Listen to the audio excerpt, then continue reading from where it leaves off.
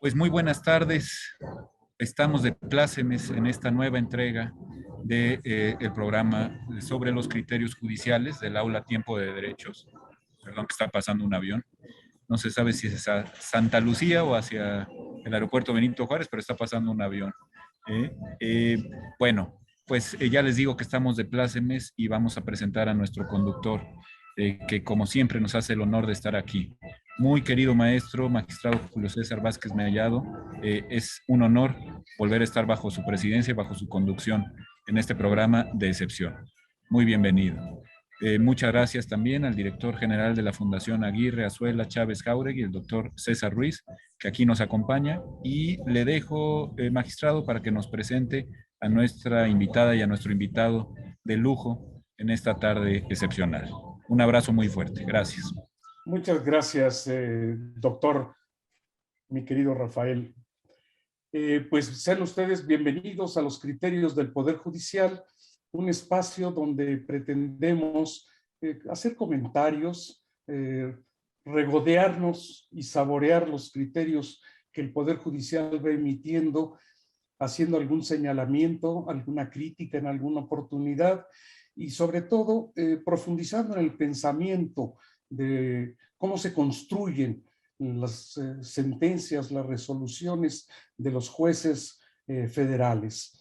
En esta ocasión, yo me siento particularmente feliz porque vamos a participar en este espacio la magistrada Dalila Quero Juárez, quien me une con ella una gran amistad y una deuda de gratitud porque colaboró con el Instituto de la Judicatura Federal, Escuela Judicial desde aquel entonces, y que ella se hacía cargo de la extensión en San Luis Potosí, hizo una labor espléndida.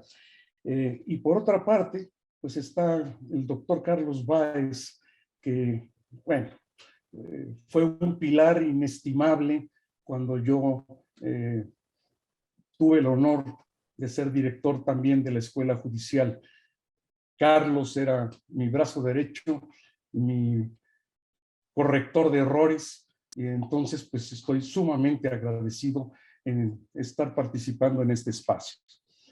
Fuera de esto voy a mencionar que la magistrada Dalila Quero Juárez pues fue egresada de la Universidad Regional del Sureste, tiene un doctorado, además de varias maestrías, un doctorado en la Administración de Justicia en el Tribunal Superior de Justicia del Estado de Zacatecas, que por cierto lo obtuvo con mención honorífica, y actualmente se encuentra en el Poder Judicial Federal, en el tribunal, allá en San Luis Potosí. Magistrada, gusto en tenerla con nosotros. Si es tan amable de comentarnos y decirnos algunos puntos fundamentales de la tesis aislada que lleva por rubro despido por embarazo al juzgar con perspectiva de género, además de los salarios caídos, procede el pago de las prestaciones en especie y en dinero que prevé el seguro de maternidad cuando se dejen de percibir por aquel motivo. Quizá lo más trascendente de esta tesis es precisamente ese juzgar con perspectiva de género. En fin, le dejo el micrófono y la cámara a la magistrada Dalila Quero.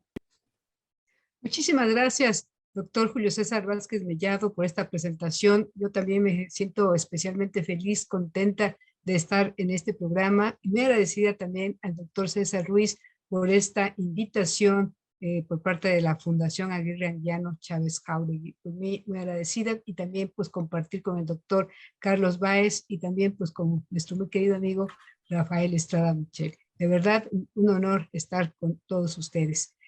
Pues muchas gracias. Ahora precisamente voy a comentar, hacer unos breves comentarios en relación a esta tesis emitida por el Segundo Tribunal Colegiado en materia de trabajo del Segundo Circuito. Precisamente esta tesis versa sobre el despido por embarazo, pero del cual ya ha hablado la Suprema Corte, pero ahora lo hace desde una perspectiva de género, como lo ha comentado el doctor César Vázquez Mellado, en relación al pago de los salarios caídos, pero además de unas prestaciones en especie y en dinero que prevé el seguro de maternidad cuando se dejen de percibir por aquel motivo. Esto es por la discriminación de género. Brevemente, en contexto, hablaremos que las mujeres en muchas ocasiones han sido objetos de violencia y discriminación. Una de las formas de discriminación precisamente es esta distinción, marginación, separación, y que hace que no puedan gozar de todos estos derechos que se tienen. Igualmente son objetos en ocasión de violencia, y una de las violencias precisamente es la violencia en el trabajo, que es precisamente la cual especifica nuestra tesis. ¿Cuándo va a haber esta violencia laboral? Uno de sus supuestos es cuando la mujer, estando embarazada, resulta que es despedida de su trabajo. Yo quiero mencionar que el maestro Torres, ahí por el 2014, fue uno de los pioneros en hablar sobre estos despidos de mujeres embarazadas, porque en el caso que él conoció, era una mujer que estaba embarazada, pero estábamos hablando de la época de diciembre, que ya estaba por darse el aguinaldo, se trataba de una mujer que estaba sola en ese momento y que ya tenía un par de hijos, y que la empresa presentaba esta aparentemente renuncia de la señora. Entonces dijo, ¿cómo es posible que esto pase? Y se cuestionó, y ahí es como el primer antecedente que se da de que se razona o se piensa por qué una mujer embarazada va a renunciar voluntariamente. Y ahí tenemos un primer ejemplo. Posteriormente ya la Suprema Corte, ya con esta perspectiva de género, con estos lentes especiales, empezó a vislumbrar que era muy extraño que una mujer renuncie voluntariamente estando embarazada. Y es por ello que ya surgen estas tesis de la Corte, donde dice, no, tratándose de este tipo de despidos, hay que juzgar con perspectiva de género, y aun cuando hubiera un ofrecimiento de trabajo, la carga de trabajo, la carga de laboral, sí, la carga de la prueba no corresponde a la mujer, sino tiene que quedar en la parte patronal, no se revierte, como se dice en materia laboral. Y esta tesis, precisamente la que vamos a comentar, lo novedoso es que retoma precisamente estos temas, porque se trata de una mujer que ya refiere que haber sido despedida, no obstante estaba embarazada. La empresa refiere que no es cierto, que no la despidió, y que por el contrario ella fue la que de alguna manera no pues ya no se presentó a trabajar, y le ofrece la reinstalación del trabajo, pues con una serie de condiciones muy benéficas, pero atendiendo precisamente a estas tesis de jurisprudencia que no procede ya la reversión de la carga de la prueba, pues queda la prueba a cargo del patrón. Y se logra demostrar pues que el patrón ha despedido injustamente a esta persona, y por ello lo condena precisamente a la indemnización constitucional y al pago de los salarios caídos. Pero no obstante esto, no obstante estas condenas, la señora, la trabajadora, va al juicio de amparo. ¿Y qué es específicamente lo que está reclamando en el juicio de amparo? Aquí reclama, por un lado, la interpretación que se hace del artículo 48 de la Ley Federal del Trabajo, que establece en su reforma actual que ya no se va a pagar los salarios caídos desde el momento del despido hasta la reinstalación, sino solo por el plazo de 12 meses. Y considera aquí el tribunal que es ajustado a derecho, porque este juicio se inició una vez iniciadas estas reformas, y por lo tanto ya cae en el supuesto de la norma, y por lo tanto tiene que estarse a este pago conforme lo marca la nueva legislación. Sin embargo, concede el amparo respecto a prestaciones que establece el artículo 88 de la Ley de Seguro Social. ¿A qué se refieren estas prestaciones? A dinero y en especie. En especie, precisamente son estas prestaciones a tener una asistencia médica, a tener durante el parto, pues toda esta asistencia, todos estos cuidados, y en forma posterior a la lactancia que debe tener el derecho la mujer y el bebé, y todas estas prestaciones que conllevan a este tipo de situaciones, incluso otorgarles leche para al niño, en fin, de todos estos beneficios que puedan ser considerados en especie. Y en dinero, pues los pagos correspondientes a su salario, a sus semanas de descanso, tanto antes del parto como después del parto. Entonces, esto es lo que se consideró y para ello se hizo precisamente un juzgamiento de perspectiva de género tomando la metodología que la Suprema Corte de Justicia de la Nación ha puntualizado muy específicamente en una jurisprudencia que son 6 pasos a seguir y que de una forma muy generalizada podemos decir, advertir esta asimetría de poder, checar la ley, cuestionarlo si es neutral o no, verificar los hechos, y si advertimos que falta alguna prueba por ahí, incluso ordenar, reponer el procedimiento, verificar las leyes que vamos a aplicar, los tratados internacionales, las leyes generales, las leyes federales, las leyes locales, y todas aquellas normas que nos den este bagaje para poder este juzgamiento. Y finalmente, pues el tema de las palabras utilizadas, un lenguaje incluyente, un lenguaje acorde a la perspectiva de género. Y pues también se analizan la OIT, estos tratados internacionales, y por cierto yo quiero comentar que un convenio del 190 de la OIT acaba hace un par de días, acaba de ser aprobado precisamente por el Senado, ratificado a efecto de que no haya violencia, un alto de violencia laboral. Y es otra norma pues, que son analizadas bajo esta perspectiva, pues es el artículo 88 de la ley del IMSS. Entonces, todas estas normas son analizadas, verificadas y con base en ellas es que se concede el amparo para que a esta persona se le paguen estas prestaciones.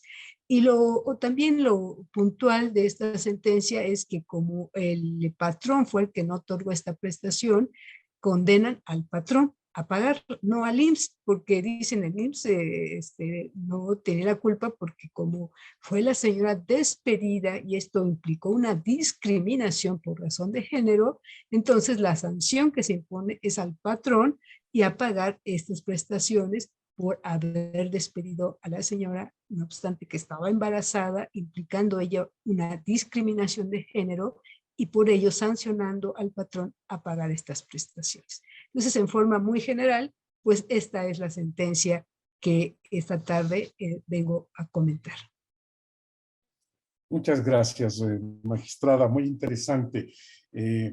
Vamos a pedirle ahora al doctor Carlos Báez Silva que nos haga favor de comentar la tesis de jurisprudencia que lleva por rubro control de regularidad constitucional, contenido y alcance del deber de los órganos jurisdiccionales del Poder Judicial de la Federación de realizarlo al conocer juicios de amparo directo e indirecto, abandono de las tesis aisladas X y Y.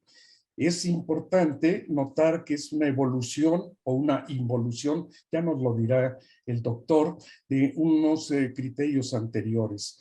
Debo decir que el doctor Báez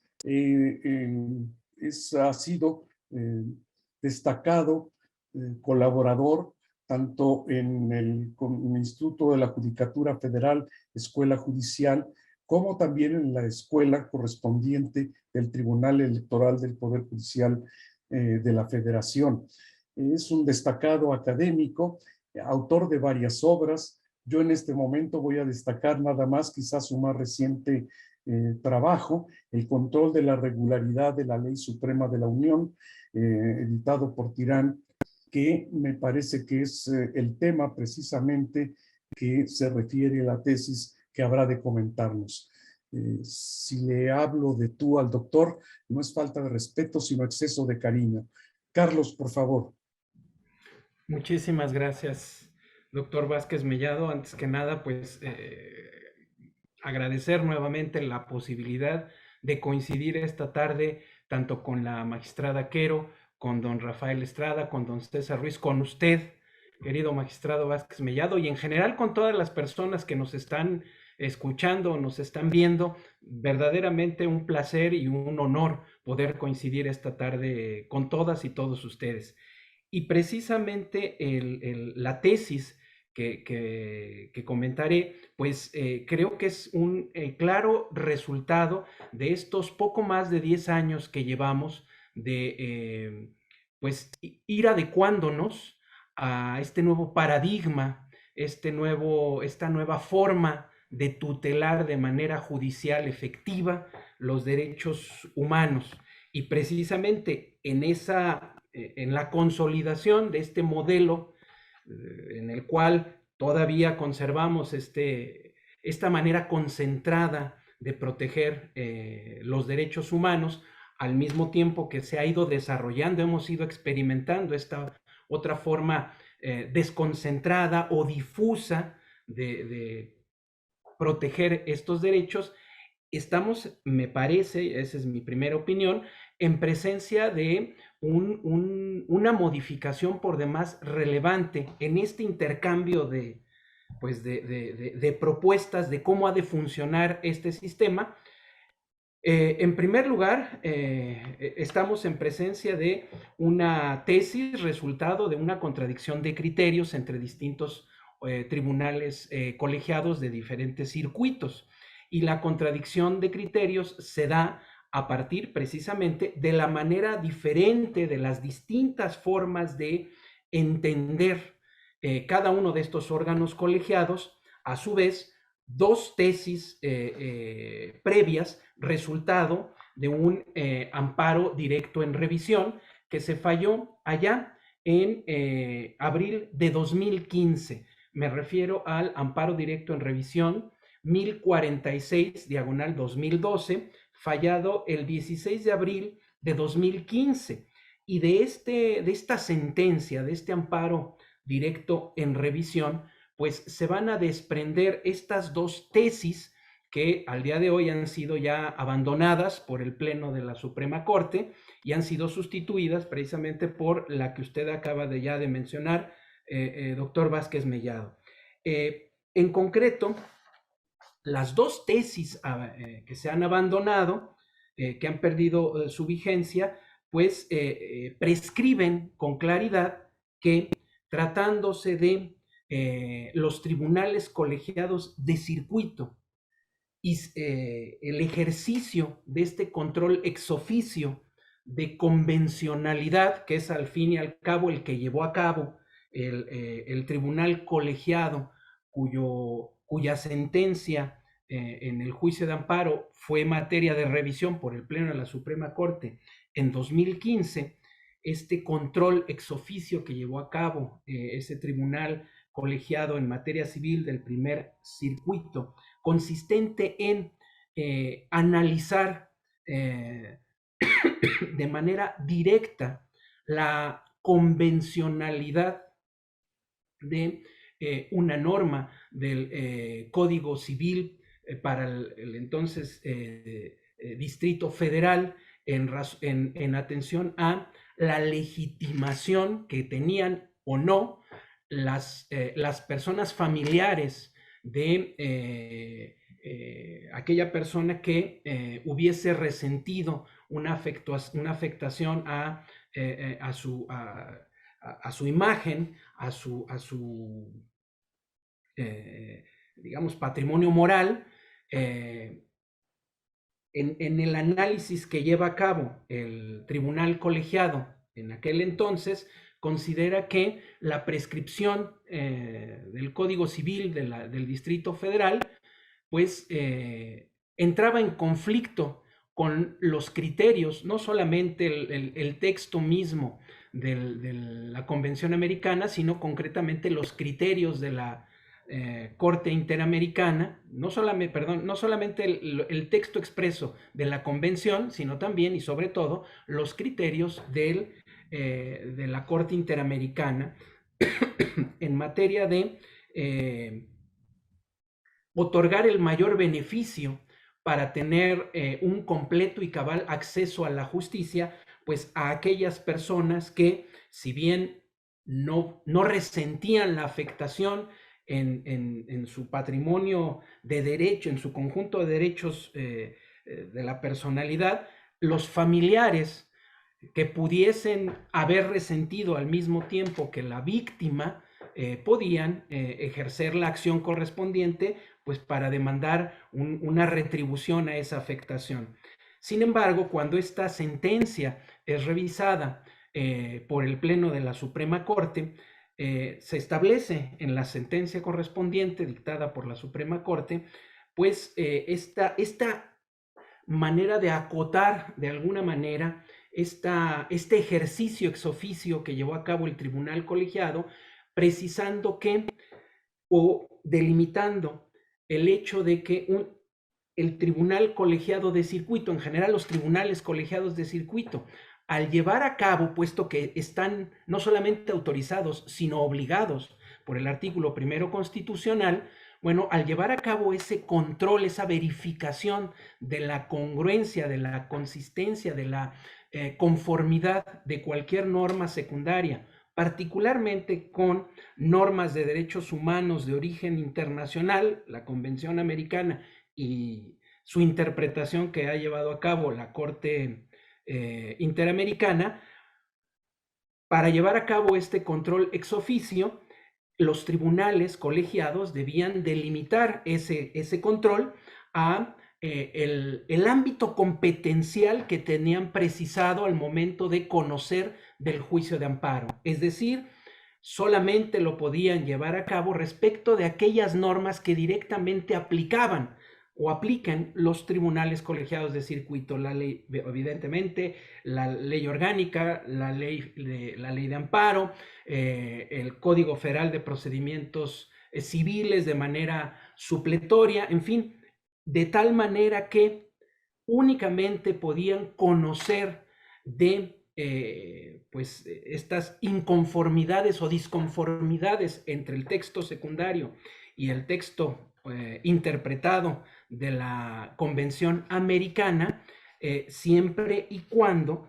pues se hubiese así planteado desde el inicio en el litigio original, en el proceso original, de tal manera que si se advirtiese una inconvencionalidad o inclusive una inconstitucionalidad de una norma secundaria aplicada por el juzgador de primera instancia o el juzgador, el órgano que revise la sentencia de primera instancia, pues debía así advertirse, pero dictarse una sentencia de amparo para el efecto de que el órgano, la autoridad responsable, pues dictara una nueva y aplicara o pudiese llevar a cabo en la aplicación de las normas que le competían ese control de convencionalidad.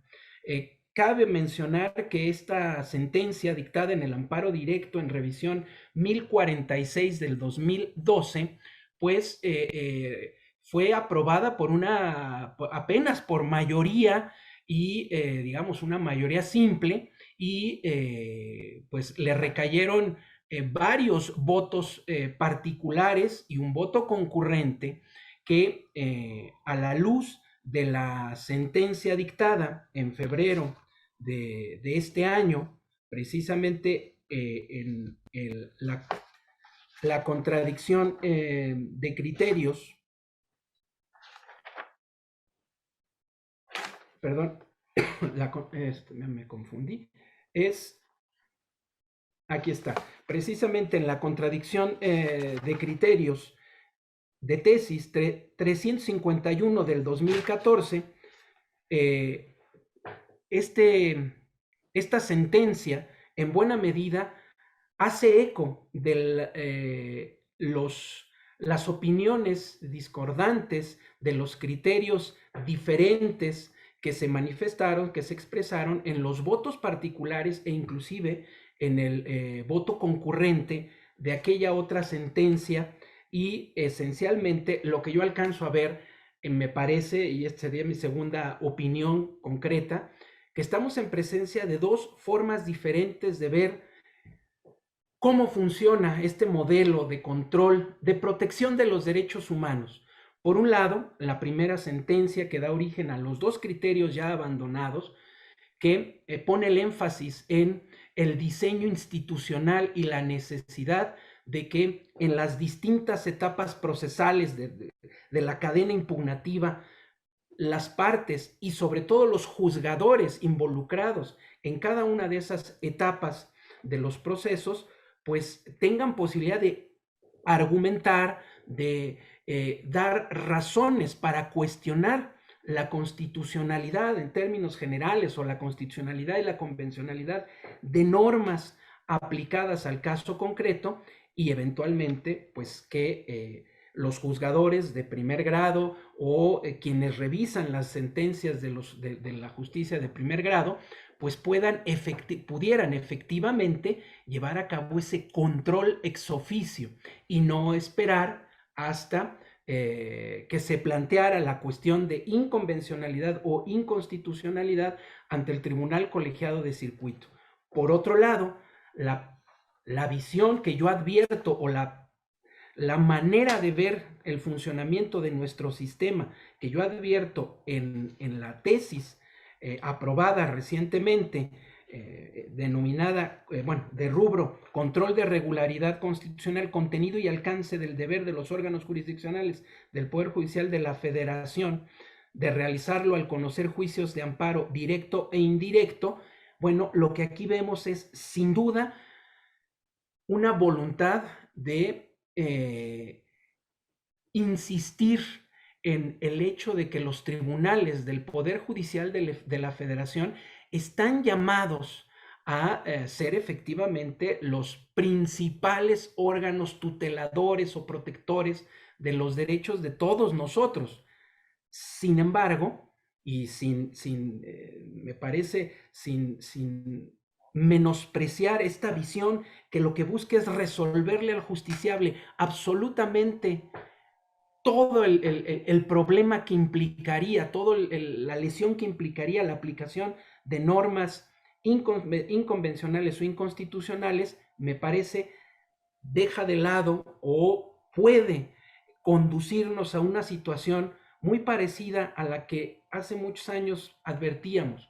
Es decir, esta posición de algunas personas juzgadoras en nuestro país, me refiero a juzgadores y juzgadoras de primera instancia o de segunda instancia, que puedan simplemente, y como se diría de manera muy vulgar, escurrir el bulto en esta misión que tienen todos los juzgadores y las juzgadoras mexicanas, independientemente de su, digamos, del grado o el fuero específico en el que dictan, imparten justicia, pues simplemente esperar a que se plantee esa posible contradicción entre una norma secundaria y la Constitución o la Convención americana, esperar a que se plantee directamente en el juicio de amparo. Insisto, son dos visiones que estamos apreciando, la actual, la que se ha impuesto precisamente por el criterio de la Suprema Corte, pues digamos, es coincidente con esta tradición nuestra de permitir, de incentivar, pues que desde los órganos del Poder Judicial de la Federación, pues sin duda, con toda justicia, se escuche y se resuelva la totalidad de las pretensiones, incluyendo las de inconstitucionalidad, de las personas que acuden precisamente en pos de esa justicia completa y expedita. Sin embargo, insisto, y con esto terminaría, me parece que lo que está de fondo, lo que está detrás, más allá del criterio de nuestros juzgadores, me parece es la necesidad de una revisión de todo nuestro diseño procesal, precisamente para potencializar que desde la primera instancia se puedan tutelar de manera directa pues los derechos humanos de todos nosotros. Pero sin duda estamos en presencia de un cambio bastante importante, por demás relevante, e insisto, dentro de nuestra tradición de fortalecimiento de los órganos jurisdiccionales del Poder Judicial de la Federación. Muchísimas gracias, estoy a sus órdenes. Gracias a usted, doctor Báez, por la claridad de su exposición.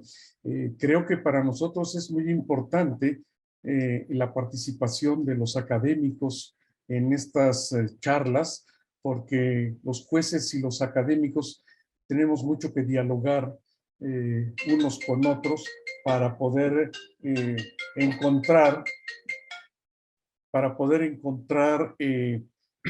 con mayor claridad los caminos de racionalidad suficientes para fundar y motivar nuestras resoluciones. Magistrada, yo no sé si quisiera usted preguntarle algo al doctor Báez y el doctor Báez preguntarle algo a la magistrada Quero para que pudiera haber un intercambio entre una posición y otra. Sí, sí, con gusto, magistrado Julio César Vázquez Mellado. Sí, ha sido muy interesante la exposición que ha hecho el doctor Carlos Báez en torno a este criterio emitido por la Suprema Corte de Justicia de la Nación, que me parece, como él lo ha apuntado muy ciertamente, que creo que es una necesidad. Yo creo que incluso no podríamos hablar de una justicia completa sin esta facultad que se está otorgando a los tribunales colegiados de poderse pronunciar ya de una manera directa en este control de constitucional ex oficio. Me parece que el artículo primero constitucional en un párrafo establece precisamente la obligación de todas las autoridades del Estado mexicano precisamente de salvaguardar los derechos fundamentales. También sabemos que tenemos este control de la constitucionalidad concentrado. Esta es nuestra parte, así nos establece la Constitución, y precisamente el hecho de que en una primera sentencia, una primera interpretación que hizo la Suprema Corte hubiera determinado que los tribunales colegiados no podíamos hacer este control, salvo que se hubiera un argumento, hubiera un agravio de por medio, pues era una limitante muy grande, muy fuerte a este pronunciamiento de un real acceso a la justicia. Entonces yo también celebro esta nueva interpretación de la Suprema Corte de Justicia de la Nación, cuando ya permite que los tribunales podamos hacer los tribunales se puede hacer esta interpretación, este control de ex oficio de estas normas constitucionales y convenciones, precisamente a la luz de todos estos tratados internacionales y la Constitución misma.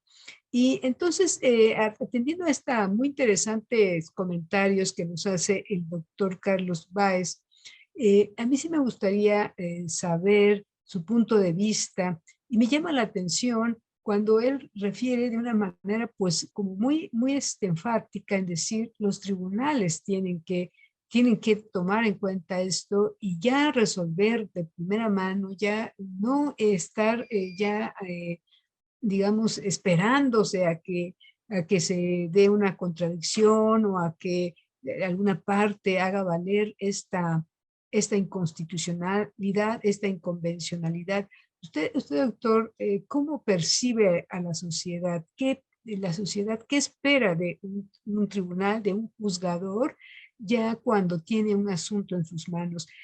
Preferiría pues que se pronuncie ya en torno a una violación, que encontrar una violación a una norma convencional o a una norma constitucional, incluso, como se decía allí, como dice el artículo 17 constitucional, privilegiando incluso el fondo más que la forma. ¿Usted considera que es una obligación incluso de los juzgadores que nos pronunciemos ya en torno a cuando advirtamos una inconvencionalidad, una inconstitucionalidad?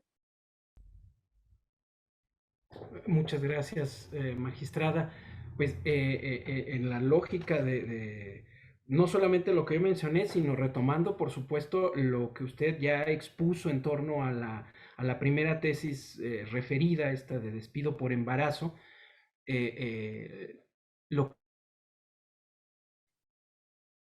justiciable como ciudadano, sin duda, es, pues sí, que me resolvieran de fondo, de entrada, pues todo el conflicto que estoy llevando al conocimiento de quienes juzgan. De hecho, lo que se esperaría, lo que yo entiendo que fue el objetivo de esta, no solamente de aquella reforma constitucional en materia de derechos humanos, la correspondiente reforma en materia de amparo y los criterios que desde entonces se han estado generando, pues por todos los tribunales, principalmente federales.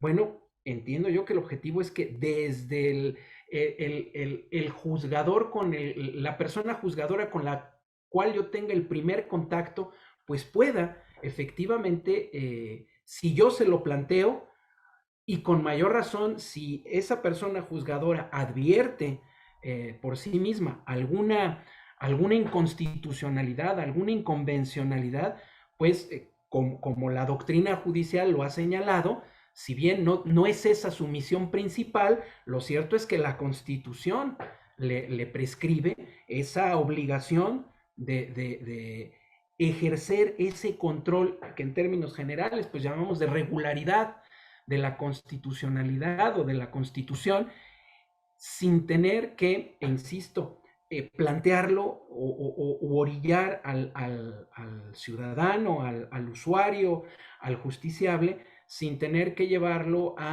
o forzarlo a que este planteamiento se haga ya ante un juzgado o un tribunal federal, sino directamente en primera instancia. Yo lo que advierto es que las tesis que se abandonaron pudieron haber pretendido, pues fue precisamente incentivar que en la primera instancia de cada entidad federativa, en la segunda instancia, pues se llevara a cabo este control que todo juez y toda jueza, pues en el Estado mexicano debe desahogar. Lo que ahora vemos con la nueva tesis aprobada, con la nueva jurisprudencia aprobada, pues es precisamente quizá este fortalecimiento de los colegiados de circuito con esta atribución ya expresa, clara e indubitable para poder ejercer ese control ex oficio cuando se advierta por los propios juzgadores y las juzgadoras, pues esta contradicción de normas con la Constitución o con la Convención.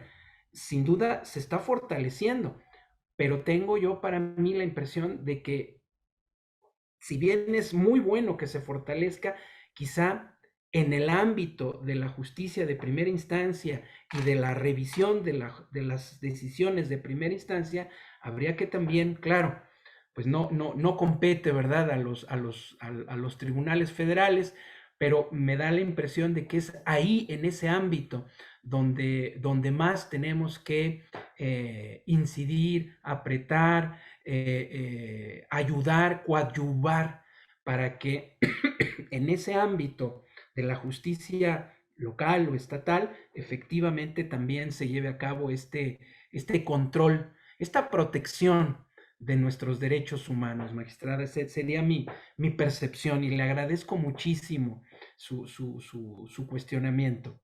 Sí, fíjese, y si me lo permite, doctor, yo quisiera agregar que creo que ya con este nuevo paradigma, con esta parteaguas que tenemos a raíz de la reforma a la Constitución para incluir ya una nueva protección, ya no de garantías individuales, sino de derechos humanos, donde precisamente la dignidad de la persona es el foco de la protección.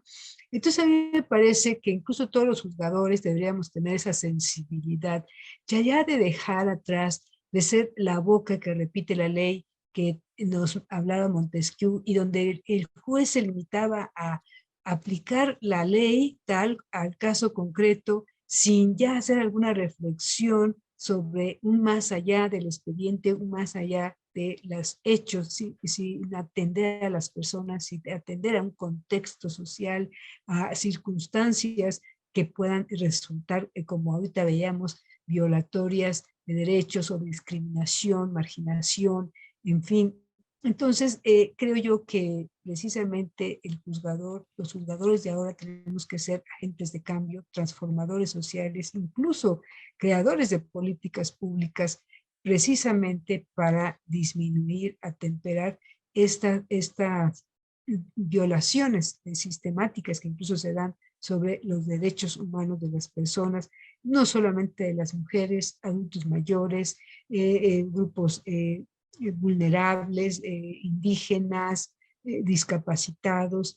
Y a mí me parece que actualmente la Suprema Corte de Justicia de la Nación ha emitió unas tesis muy vanguardistas, muy progresistas y muy protectoras de derechos humanos. Leía el otro día unos asuntos en tema de discapacidad de menores, de estos deportes incluyentes, que hablaba también de temas de mujeres, presente en esta protección tan amplia, no solamente desde el punto de vista laboral, desde el punto de vista familiar, desde el punto de vista eh, digamos, de estas violencias que se habla también, digitales, en fin, creo que para allá vamos. Sin embargo, yo todavía advierto en algunos colegas, en algunos compañeros, esa reticencia todavía a querer que haya una ley, que haya una norma, que haya una jurisprudencia que expresamente establezca la hipótesis, el supuesto, y no hacerlo de primera mano, lo que ya nos faculta la jurisprudencia que usted amablemente ha comentado, y que precisamente nos faculta a nosotros a través de esta jurisprudencia, que es una interpretación que se hace de la ley, de que nosotros sí podemos hacer esta interpretación, esta aplicación de este control de regularidad constitucional ex oficio, de manera de mutuo propio, cuando nosotros advirtamos con esta sensibilidad con que se deben ver los derechos humanos y la protección a los mismos, cuando advirtamos precisamente esta violación a estos derechos, pues podernos pronunciar sin que medie un concepto de violación, sin que medie un agravio, y que podamos hacerlos. Creo que nos falta un poquito esa sensibilidad para poder apreciar cuándo podemos hacerlo y cómo podemos hacerlo, aplicando estas jurisprudencias y los tratados internacionales y las leyes generales y federales y locales que protegen esta gama de derechos humanos. Entonces, yo creo que es muy importante esta tesis que usted nos comenta, precisamente para que tanto la comunidad jurídica, los abogados, el auditorio conozca y sepa que existe esta tesis, y que si los juzgadores por alguna razón no lo hacen, pues tienen esa facultad de solicitar que se aplique la misma, pues para que se hagan interpretaciones en beneficio de los propios justiciables. Yo celebro que esta tesis que usted nos comenta y que pueda el público, el auditorio, pues la conozca. Pues muchas gracias, doctor. Muy interesante su participación y su explicación que nos ha dado. Al contrario, magistrada, muchas gracias. No sé si se me escucha o se me ve. Me quedé sin Wi-Fi, vamos, acabo de hacer toda una proeza y estoy hablando a través del teléfono, pero bueno, parece que ya estoy dentro. Una disculpa a los asistentes. Créanme que a la edad que tengo, estos retos tecnológicos se muestran prácticamente favoreciendo un infarto, pero ya estoy aquí. No pude escuchar a la magistrada Quero, y le pregunto al doctor Báez si quiere hacer algún comentario a la tesis que en relación al despido por maternidad hizo la magistrada Quero. O si me permite, magistrado, es que a ver, o póngame usted al día, César, por favor. Es lo que iba a comentar, tuvieron un intercambio muy interesante que seguro al público le genera bastantes inquietudes, incluido yo, que también soy acá público. Entonces, me gustaría, antes de regresar a la tesis muy interesante del material laboral, me gustaría hacerles a los dos un par de preguntas respecto de este criterio. Sin duda es importante que exista un control de constitucionalidad de las normas que se aplican en un procedimiento, pues máxime que estamos en búsqueda de justicia, ¿no? Y qué mejor que la justicia se aplique con normas que son acordes a nuestra norma fundamental. Sin embargo, me recuerda un poco lo que sucedió por allá del 2011, cuando se hace toda esta reforma constitucional en materia de derechos humanos y se incluyen principios novedosos, como por ejemplo el principio pro homine. En aquel momento llegó a haber llegaba a haber varios conflictos de criterios, donde precisamente había dos posturas, una que le daban prevalencia total al principio pro homine y otras que eran un poco más mesuradas. Y en algún momento, después de varias contradicciones de criterios, la Suprema Corte en ese entonces determinó que el principio pro homine finalmente forma parte de un sistema constitucional, de un sistema de reglas procesales, y que debe de circunscribirse a los límites que las otras normas adjetivas le imponen. Con eso en mente, yo lo que les preguntaría de esta tesis novedosa es si nos da una nueva oportunidad de replantearnos estos límites, o si es un control de constitucionalidad absoluto en términos de que ustedes, juzgadores federales, al momento de hacer un control de constitucionalidad, lo pueden hacer aun cuando, por ejemplo, la norma ya se hubiera impugnado por el quejoso en algún otro juicio anterior, o sin ver si es o no el primer acto de aplicación, si procedería o no hay una revisión de constitucionalidad, o si por el contrario tienen que revisar que existan este tipo de circunstancias para que pueda hacer un análisis de constitucionalidad de las normas adjetivas aplicables.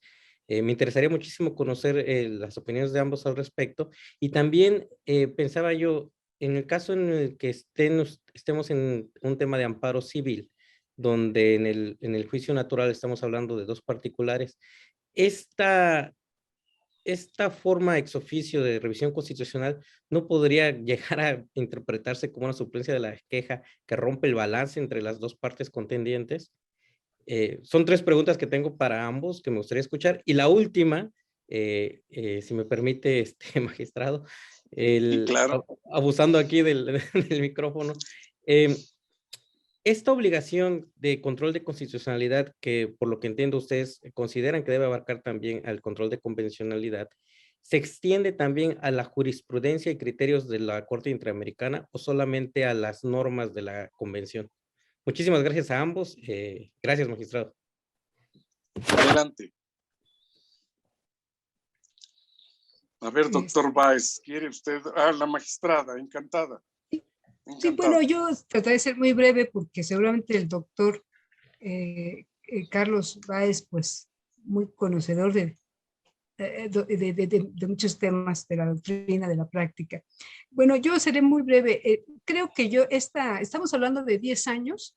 Nos comentaba el doctor César que en un principio que hubo mucha confusión y hubo mucha incluso contradicción, y que todo el mundo, yo me acuerdo que todo el mundo queríamos hacer unas sentencias y todo el mundo estaba declarando la inconvencionalidad y la inconstitucionalidad de todos los artículos, y solo porque la novedad. Creo que estamos hablando de hace 10 años, no había reglas, y se hizo, fue como un explosivo, pero presidente de la Suprema Corte de Justicia de la Nación dijo: calma, prudencia, tiene que haber reglas, no vamos a pasarnos temas procesales, por ejemplo, ni aún tratándose de niños, hay que observar los plazos, hay que observar las instancias, y poco a poco fue delimitando el tema de cómo se iba a hacer este control control de regularidad y constitucionalidad ex oficio, para ir tomando cauce. Y también ahí me salto un poquito a la tercera pregunta, porque también de repente hubo tribunales colegiados que dijeron: no, pues la jurisprudencia esta es inconvencional porque viola tal tratado. Y la Corte dijo: momento, no, mi jurisprudencia no puede ser inconvencional porque yo soy un alto tribunal, yo estoy interpretando la Constitución, los tratados, y no es posible que un tribunal, como son los colegiados, pues ahora determinen que mis decisiones, mis interpretaciones son inconvencionales. Y yo creo que por un poquito también del principio de orden, de jerarquía, pues se puso límite a que las jurisprudencias no pueden ser considerados inconvencionales y inconstitucionales, porque pues precisamente son ellos los máximos intérpretes de esta Constitución. En cuanto a lo segundo, a mí me parece que precisamente ahorita esta asimetría dice, bueno, en materia civil, ahora resulta que el tribunal, pues vamos a fallar en favor de esta persona, no lo dijo, pero pues de aquí como que se ve que le vamos o no se puso listo aquí el abogado y entonces no es justo y vamos a darle el amparo porque está, no. Aquí no olvidemos que estamos hablando de derechos humanos y lo que se tiene que analizar es una asimetría de poder. Hay una metodología para este tipo de control de regularidad y lo que nosotros tenemos que hacer es advertir si efectivamente está violándose un derecho fundamental y sobre todo tratándose de supuestos donde hay esta suplencia de queja como menores. Acaba de salir una tesis que ya lo dijo la Suprema Corte de Justicia de la Nación hace mucho tiempo, pero como que ahora reitera y es más puntual, tratándose de menores, niños, niñas, adolescentes, si se advierte que se está afectando un derecho fundamental de ellos, aunque no hayan participado, que no sean quejosos en el juicio de amparo, y aunque no se esté dilucidando un derecho específico de ellos, pero si por alguna razón se está afectando su derecho, y es una obligación del tribunal de pronunciarse al respecto, precisamente para salvaguardar el interés superior del menor. Igual estamos hablando de mujeres ante esta discriminación de género, ante esta, por ejemplo, ayer tenía oportunidad de platicar con Efusina Cruz Mendoza, que le decía, antes se decía, bueno, es que yo contendía a ser presidenta municipal y conforme a los usos y costumbres de mi pueblo, no me dejaban ser presidenta municipal. Ella alegaba ante las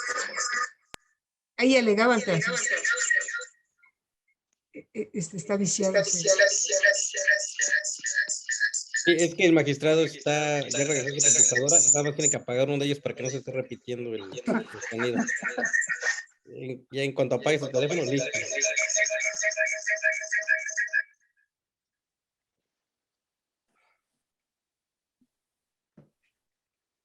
¿Ya? Muy bien. Creo que sí. Ay, Dios mío. Voy a dejar mi teléfono lejos. Muy bien. Entonces, precisamente las normas no le permitían a ella controvertirlas. ¿Por qué? Porque conforme a la Constitución incluso tenía que respetarse los usos y costumbres, y los usos y costumbres decían que una mujer no podía ser presidenta municipal. Entonces, ahí es cuando ella alegaban los tribunales y le decían, no, pues no, porque así dice la ley, entonces no se puede. Hasta que precisamente alguien ve esta asimetría de poder, ve esta discriminación hacia una mujer, ve esta vulnerabilidad y dice, no, un momento, aquí precisamente es donde debo aplicar ese, ¿cómo se llama? Este beneficio, control de regularidad constitucional, convencional. ¿Por qué? Porque se está afectando un tratado internacional como es la Convención para la Eliminación de todas las formas de discriminación contra la mujer, que establece que las mujeres deben participar en todos los ámbitos de la vida pública como esta electoral, y aquí vamos a hacer una interpretación y vamos a modificar la Constitución porque sí se respetan los usos y costumbres de las comunidades indígenas, pero siempre y cuando no afecten derechos de las mujeres. Entonces, de eso se trata, de armonizar, no de irnos a favor de alguna de las partes cuando hay una igualdad de circunstancias, sino cuando haya desigualdad, cuando haya desventaja, cuando se tiene que hacer este control de regularidad convencional, ex oficio. Entonces, a mí, hasta ahí dejaría mi participación para escuchar pues la muy interesante participación del doctor Carlos Báez. Gracias. Muchas gracias, magistrada. No, pues al contrario, algo más bien que pueda yo apostillar a lo que usted ya muy bien mencionó, muy bien dijo. Por un lado, pues sí, la plena vigencia del principio pro homine, me parece, no es que nos regrese a una situación similar a la que enfrentamos o se enfrentó en 2011, sino al contrario, como bien ya lo mencionó la magistrada, a lo largo de este tiempo, no solamente quienes juzgan en nuestro país, sino también quienes observamos a quienes juzgan en nuestro país, pues nos hemos ido armando, vamos a llamarlo así, de técnicas, métodos, precisamente para no solamente observar, sino en el caso particular como el de la magistrada, una persona juzgadora, pues resolver bajo esa óptica de garantizar el mayor beneficio a la persona en todo momento. Bueno, con esa óptica, utilizar las herramientas interpretativas y argumentativas, como también ya señaló la magistrada, precisamente para atender, para acatar ese principio constitucional. Claro, como también lo refirió muy bien la magistrada, en ocasiones quien juzga puede advertir que ese mayor beneficio a una persona puede entrar en colisión o en conflicto con el derecho de alguna otra, pero ahí entonces interviene otra técnica, digamos, otro método para balancear esos o ponderar la solución pertinente ante ese conflicto entre derechos de distintas personas.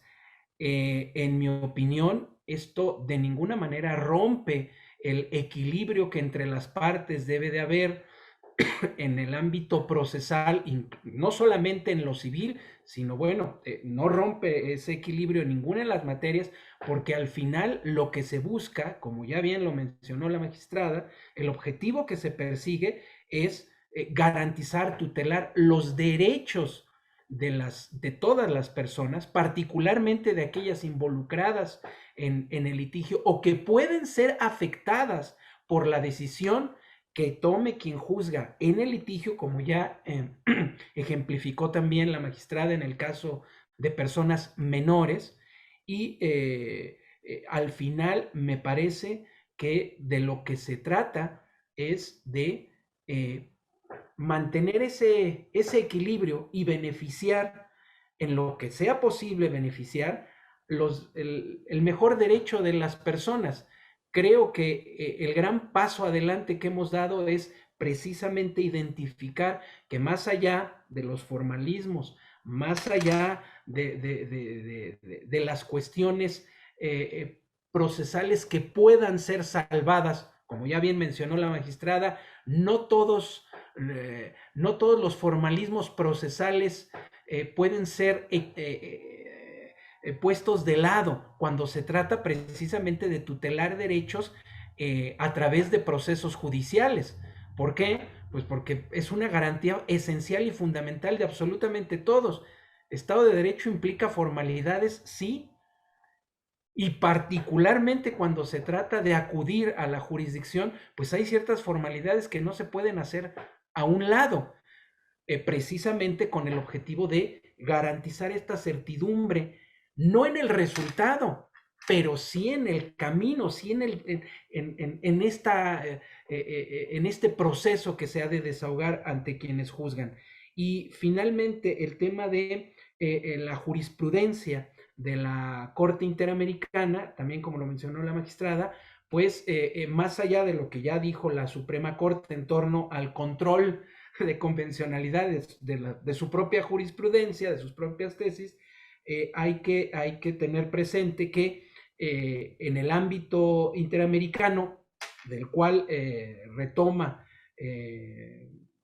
nuestra Suprema Corte el criterio, pues como texto normativo, el de la Convención Americana, pues claro que obliga, es norma jurídica, pero a ese texto normativo hay que agregarle, hay que asumarle, hay que aunarle, pues el sentido, el significado, vamos, la interpretación que de ese texto normativo llamado convención hace su principal intérprete, que es la Corte Interamericana de Derechos Humanos, de tal manera que al texto de la convención, pues, o mejor dicho, no es suficiente el texto de la convención, sino que hay que complementarlo con la interpretación que de ese texto ha llevado a cabo la propia Corte Interamericana de Derechos Humanos.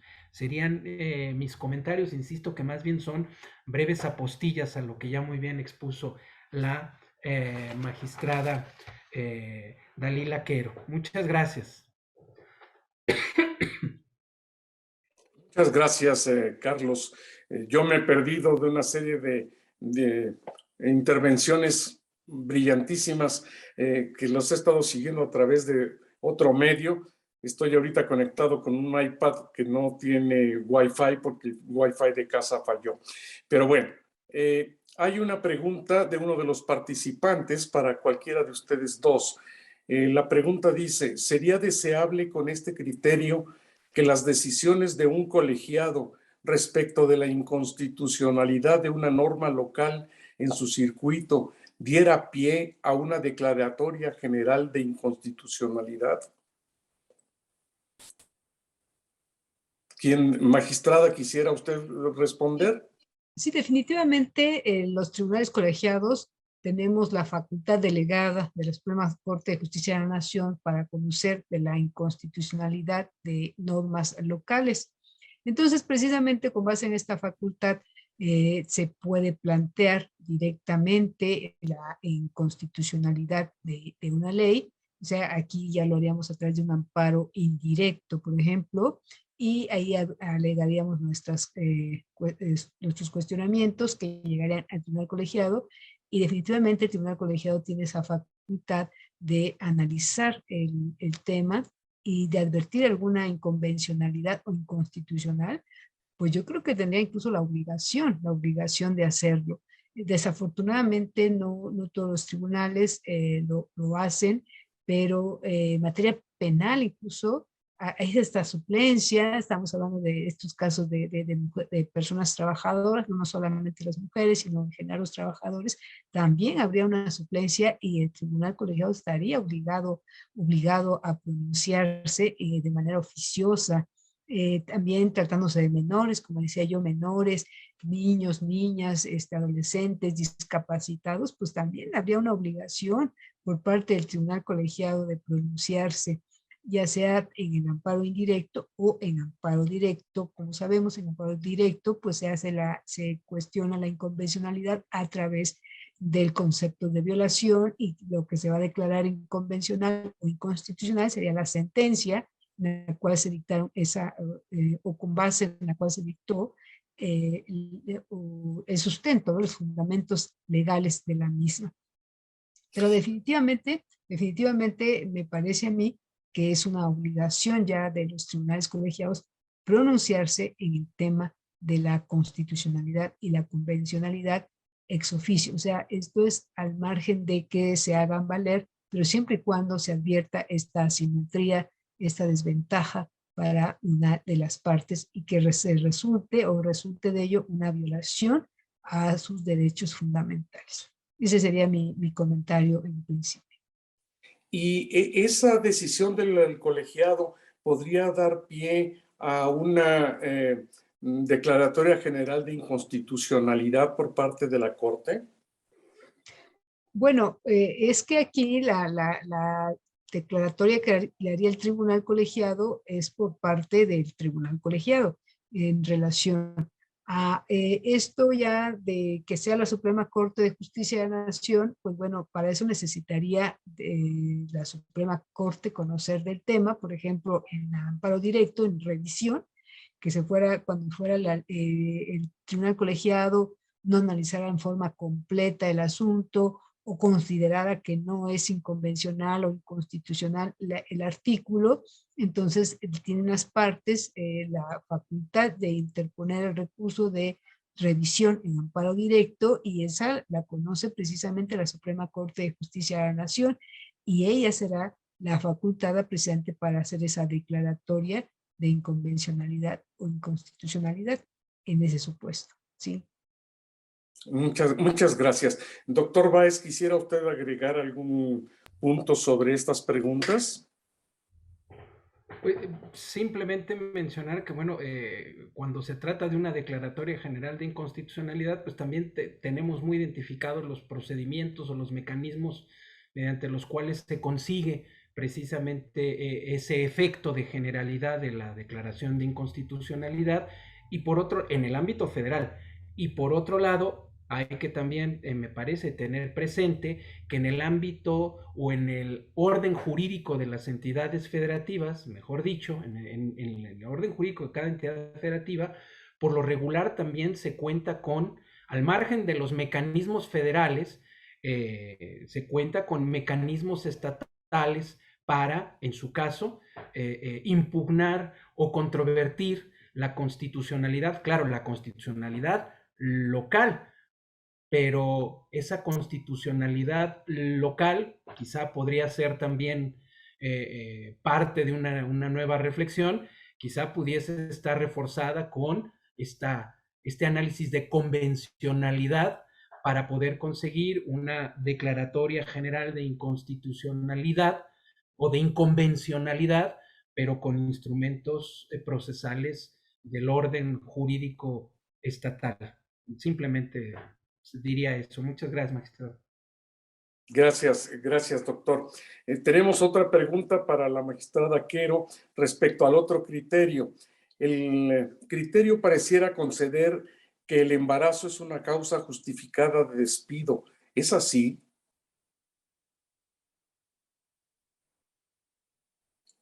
No le escucho. Sí, disculpe. No, es que aquí la cuestión y la perspectiva desde que se analiza es que a una mujer, estando embarazada, se le despide, ¿sí? Este hecho de despedir a una mujer estando embarazada es lo que llama la atención, porque generalmente el patrón nunca dice la despedí porque estaba embarazada. O sea, no, o sea, eso fuera, imagínense, él mismo pues se haría un harakiri jurídico. No, el patrón siempre niega que la haya despedido, pero subyace esa razón de que la despidió porque estaba embarazada. El patrón siempre dice en estos casos que no la despidió. Es que yo creo que faltaba agregar y aclarar que los patrones siempre niegan que la hayan despedido. Pero ya la señora, la quejosa, la trabajadora en el juicio acredita que en realidad la razón por la cual fue despedida fue que estaba embarazada. Incluso hay casos, como el que yo comenté al principio de que la sentencia del magistrado Torres, es que presentaron una renuncia de la trabajadora. ¿Sí? Al tribunal laboral le exhibieron una renuncia. Entonces, en apariencia, así como estaba la norma hace años, pues si el trabajador renunciaba, pues entonces, ¿qué pasaba? No, pues renunció el mismo trabajador. ¿Qué podemos hacer? No, pues ya nada más hacer sus finiquitos y pues están bien, están mal, ya las cuentas.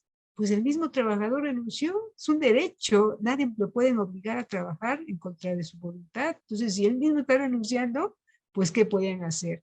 Pero precisamente en esa sentencia el magistrado se preguntó, que se le hacía muy raro que una mujer que estaba embarazada, que tenía 2 niñitos, que justo estaban por una etapa por el mes de noviembre, donde estábamos muy próximos a recibir su aguinaldo y todas las prestaciones de fin de año, a él se le hizo muy raro que efectivamente esta señora fuera a renunciar muy gustosamente a su trabajo y sobre todo cuando ya estaba en vísperas de nacer del parto, y que dejara a un lado, imagínense todas estas prestaciones que una mujer embarazada tiene, como son pues estas semanas de antes y después del parto, y todos los beneficios médicos, la asistencia médica. Entonces él dijo, esto no es lógico, sí es cierto que me están presentando una renuncia, sí es cierto que está la firma de la señora, pero no creo yo que esto sea cierto, y él empezó a investigar y a hacer sus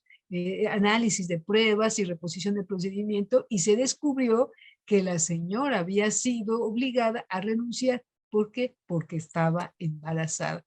Y de ahí surgen no solamente este criterio, sino muchos temas, muchos asuntos que llegaron incluso a la Suprema Corte de la Justicia de la Nación, y la Suprema Corte, preocupada, advirtió que ciertamente era un modus operandi de muchos empleadores, de que cuando la mujer salía embarazada, entonces pues las despedían. ¿Por qué? Pues porque no conviene de que tener una persona que se va a ir finalmente y que va a originar que tendrán que contratar a otra persona o que los demás trabajadores tengan que hacer su trabajo y que tengamos que dar más prestaciones, o bien si se incapacita antes de embarazos de alto riesgo, en fin, todo lo que implica. Entonces es mejor pues no contratar mujeres, es mejor no contratar mujeres embarazadas, es mejor. Y eso, a la luz del artículo 1 constitucional, en su último párrafo, donde establece la cláusula de no exclusión, eso es una discriminación por razón de género, ¿sí? Por razón de ser mujer que está embarazada, y eso motiva el despido. Y precisamente se sanciona al empleador. ¿Por qué discrimina a la mujer? Por razón de género, por razón de estar embarazada. Y eso motiva estos análisis de un estudio con perspectiva de género, con toda una metodología de advertir por qué la despediste. Entonces no es que ella se haya ido, sino que tú la despediste y la verdadera razón es porque estaba embarazada. Y ahora el castigo o la sanción va a ser que vas a pagar, en nuestra tesis que vimos, vas a pagar tú los derechos en especie y en dinero que correspondía pagar al ISSSTE, pero como ya pasó el tiempo en que se tenían que haber otorgado y que el Seguro Social los tuvo que haber dado, pero como ya pasó, porque como la despediste y hasta ahorita, ya después de un año estamos resolviendo el juicio, pues ya pasó ese tiempo que tenía que recibir todas esas prestaciones, pues ahora las vas a pagar tú, porque ella tenía derecho, pero que tú lo privaste por haberla despedido, pero ya pasó el tiempo, pues ahora se lo vas a restituir como una forma de reparación del daño y vas a cubrir esas prestaciones tu patrón. Entonces, esa es la naturaleza, esa es la razón del por qué se sanciona de alguna manera al patrón, pero que no, digamos que a la mujer solo por ser mujer y solo porque está embarazada, pues les vamos a dar todos los beneficios, sino porque se advierte, subyace esa discriminación por razón de género. Ese sería mi comentario, magistrado. Muchas gracias.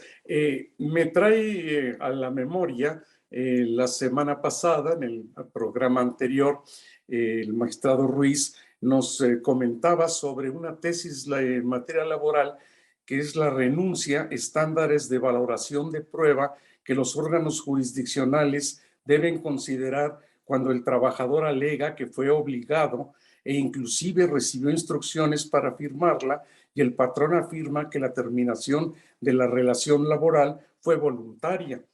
Aquí se vería robustecido todavía este criterio de ponderación del material probatorio, porque precisamente hace increíble que una mujer embarazada renuncie a fin de año antes de recibir sus beneficios normales y renuncie cuando voluntariamente, supuestamente, cuando va a dar a luz y tiene una serie de ventajas, una serie de prestaciones, de derechos. Entonces, pues la ponderación del material probatorio sería muy favorable para una mujer en esa situación.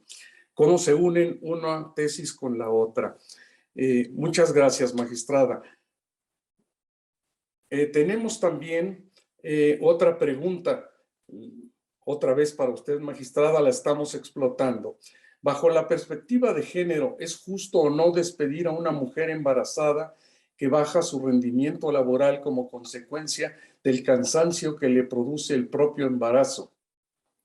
Sí, yo creo que efectivamente la situación de embarazo de una mujer no es fácil. Además de que depende cada mujer va sufriendo, padeciendo su embarazo de distintas maneras. Hay mujeres que, pues cuando quedan embarazadas se ven hasta más, florecen, parece que florecen, que se sienten dichosas, se ponen plenas, se llenan, están gorditas, están llenas de vida. Y de veras, yo lo digo porque a mí me ha tocado ver mujeres así. En cambio hay otras que padecen mucho, que les da vómito y que no se pueden ni levantar de la cama, que les da preeclampsia, que les da estas enfermedades lupus, bueno, hay embarazos de alto riesgo. Entonces, realmente son distintas las formas de llevar a cabo el embarazo. precisamente esto motiva que dependiendo de cómo sea esta circunstancia, hay razones en determinado momento de que una mujer tenga que tener ciertos derechos para poder llevar a buen fin este embarazo y que se le tenga que dar unas prestaciones médicas para poder tener, comento, un buen embarazo y llevarlo a buen término. Y esta es una prestación médica. Aquí tendría la obligación el patrón de hacerlo. Si no lo hace y si la despide, ahí sí, insisto, tendríamos un caso de una discriminación y que esto motivaría en determinado momento que la mujer pueda llevar el caso ante los tribunales y que se analice precisamente esta discriminación de que ha sido objeto a través de este método de juzgar con perspectiva de género. ¿Por qué esta mujer fue despedida? Si ella logra, si con las pruebas que hay, logra demostrar que su naturaleza, su cuerpo requirió o presentó todos estos síntomas, pues que requerían ya un cuidado especial y que no podía ir a trabajar. Hay mujeres que llevan un embarazo de alto riesgo y que incluso casi tienen que estar los 9 meses acostaditas porque movimientos y estos pueden provocarle abortos. Entonces, esto es muy delicado, muy delicado. Entonces, aquí tiene que haber esa sensibilidad del patrón de, pues, permitirles y autorizarles todas estas licencias médicas para que ellas se atiendan. Porque, insisto, de lo contrario, y llegarse a los tribunales y ella demostrar con las pruebas y que incluso el mismo juzgador se advierte esta situación, esta simetría, él mismo puede ordenar con precisamente el juzgamiento o con perspectiva de género, que dije que el tercer paso es cuando no haya pruebas, pero sí se advierte, se vislumbra esta simetría, esta discriminación, esta afectación a derechos fundamentales, puede de oficio ordenar las pruebas. ¿Y cuál sería? Pues llamar aquí a los informes médicos del IMSS, a ver cuál es su estado, su expediente clínico, cómo fue evolucionando, qué pruebas le hicieron para llegar al conocimiento de que este era un embarazo de alto riesgo. Y todo ello va a motivar un bagaje de pruebas y de argumentos para que se pueda hacer ese juzgamiento con perspectiva de género y llegar en su caso a la conclusión de que fue indebidamente despedida y que ello amerita que se le repare todas sus prestaciones que ella debió haber tenido. Como es el caso de la tesis que yo comenté, que a la señora se le despidió en realidad por estar embarazada y que le restituyen todos sus beneficios que no los obtuvo en su momento porque fue despedida, pero a pesar de que ya había pasado, dice, los 12 meses que incluso la ley establece para los salarios caídos, no obstante ello, con independencia, dice la tesis, de que ya hayan transcurrido esos 12 meses, pero como no fue objeto de esos beneficios en su momento, o condenan al patrón a que le otorgue esos beneficios como una especie de resarcir pues esa afectación de que fue objeto a sus derechos fundamentales. Entonces aquí yo invito a nuestra audiencia a leer esas tesis de juzgar con perspectiva de género porque les van a ilustrar mucho cómo debe ser este juzgamiento para que incluso lo soliciten en sus asuntos, para que obtengan estos beneficios que pues la misma Constitución y la Suprema Corte de Justicia de la Nación ya estableció que se debe hacer incluso como una obligación. Dice, el Estado, los jueces tienen la obligación de juzgar con perspectiva de género. No es una gracia, no es una concesión, es una obligación de los juzgadores de aplicar estas tesis. Muchas gracias, magistrada. Leo otra pregunta de nuestros asistentes, que si una mujer estando embarazada celebra un convenio con su patrón por medio del cual da por terminada la relación de trabajo y lo aprueba la autoridad laboral, si lo considera ilegal la trabajadora, ¿cómo lo puede impugnar? Pues definitivamente esto lo tiene que llevar al juicio laboral. y precisamente impugnar pero tendría que ahí aducir digamos, en qué le afecta, en qué le afecta este convenio. No olvidemos que en materia laboral hay unas premisas fundamentales que seguramente mis compañeros quizás tengan más que ser cierto el tema, pero no se pueden renunciar derechos. Hay derechos fundamentales en materia laboral, como son el salario, como son las prestaciones básicas, que no se pueden renunciar, aunque lo convinieran, aunque dijeran yo renuncio a mi salario, renuncio a mis vacaciones, renuncio, o sea, no se puede. La ley prohíbe ese tipo de acuerdos, y así también hay derechos fundamentales para las mujeres que no se pueden renunciar. Y si por alguna razón lo sancionaran, la elevaran a categoría de cosa juzgada, no obstante ser violatorio de derechos humanos, pues sin problema se puede llevar a un juicio declarando su nulidad, y seguramente lo va a ganar, porque si es que va en contra de las normas mismas constitucionales y legales. Si no fuera así, si subyaciera más bien un acto indebido en detrimento de la trabajadora, pues sería cuestión de prueba a través de una perspectiva de género, un juzgamiento de perspectiva de género, lograr demostrar pues la ilegalidad de ese convenio, y seguramente también se puede lograr su anulación del mismo. Muchas gracias, magistrada. Doctor Báez, ¿quisiera usted en una última participación hacer algún comentario? No, pues realmente simplemente agradecer la oportunidad, ya no solamente de coincidir con ustedes, sino de escuchar a la magistrada Quero, que sin duda ha contribuido bastante a que yo inclusive dilucide algunas dudas que tenía por ahí en materia laboral, y pues simplemente felicitarle por la exposición y agradecerles a todos ustedes esta posibilidad de coincidir en este espacio. Muchas gracias, doctor. Pues realmente sí ha sido espléndido la participación de la magistrada Quero, porque nos está poniendo nuevamente sobre la mesa ese juzgar con perspectiva de género, que es toda una técnica y toda una ponderación que lleva a los jueces a buscar la forma más justa de equilibrar las circunstancias del género para que se pueda encontrar justa resolución en cada uno de estos asuntos, no solo en materia laboral, en materia civil, en materia familiar, en fin, surgen una serie de cuestiones que es necesario que todos los que somos partícipes en el mundo del derecho seamos capaces de entender esto, juzgar con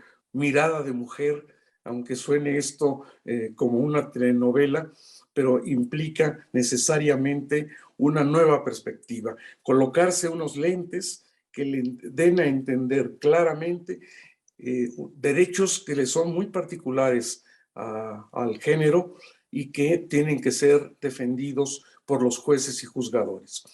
Para mí ha sido un verdadero placer estar en este espacio con ustedes.